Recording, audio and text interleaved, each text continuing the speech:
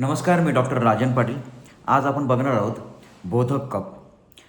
बोधक कफ जे आहे, खूप सारे जे लहान मुलं आहेत त्यांच्यामध्ये ग्रहणशक्ती कमी होणं, IQ लेवल कमी होणं याचा आणि बोधक कफचा खूप संबंध असतो.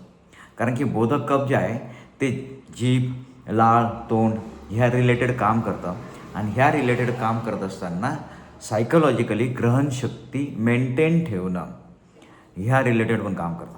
आता सगळ्यात पहिलं काय आहे तर बोधक कफची समस्या आहे की नाही आहे हे आपण कसं ओळखणार?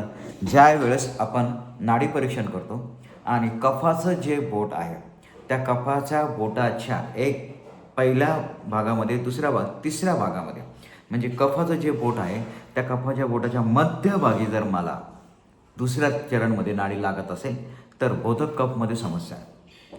बोधक कफचं शारीरिक कामं जे आहे ते लाळ निर्माण करणं, तोंडाशी ॲक्टिव्हिटी करणं, डायजेशनचं जे पहिली प्रोसेस जी आहे म्हणजे लाळेमध्ये अन्नामध्ये मिक्स होऊन आणि ते प्रॉपर स्टमककडं पाठवणं ह्या रिलेटेड महत्त्वाचं काम आहे.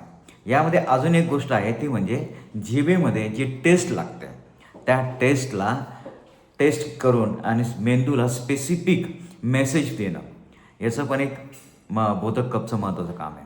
मग ह्या टेस्टमध्ये किती आहेत असं म्हणलं जातं की लाखो टेस्ट बर्ड आपल्या जिभेमध्ये असतात आणि प्रत्येक टेस्ट बर्डचं वेगवेगळं काम असतं. म्हणजे आपण लाखो प्रकारच्या टेस्ट जे आहे ना ते समजून घेऊ शकतो. तर बोधक कफ जे आहे ते टेस्ट देण्याचं काम पण करतो.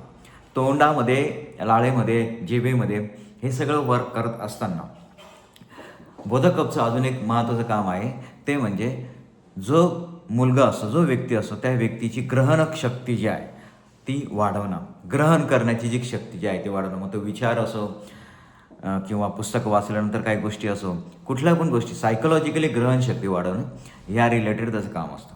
ज्यावेळेस बोधक कफ डिस्टर्ब होतं किंवा असंतुलित होतं, असंतुलित झाल्यानंतर कफाच्या बोटाच्या मध्यभागी आपल्याला नाडी लागते दुसऱ्या चरणमध्ये, हे पहिलं.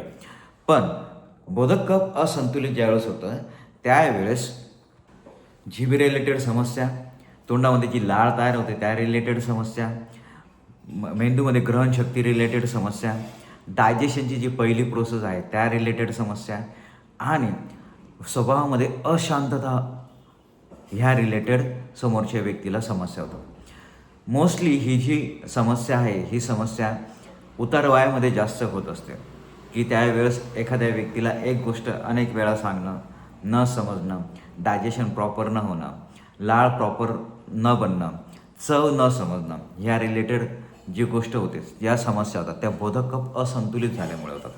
बोधक कफ मेंटेन ठेवण्यासाठी खूप सारे प्रकार आहेत. त्यामध्ये प्राणायामचा शिथिली प्राणायाम जो आहे, जिभेला स्पेसिफिक मोड करून त्याच्यामधून हवा घेणं आणि सोडणं या पद्धतीने. तर शिथिली प्राणायाम जो आहे तो बोधक कफ मेंटेन ठेवण्यासाठी काम करतो. धन्यवाद.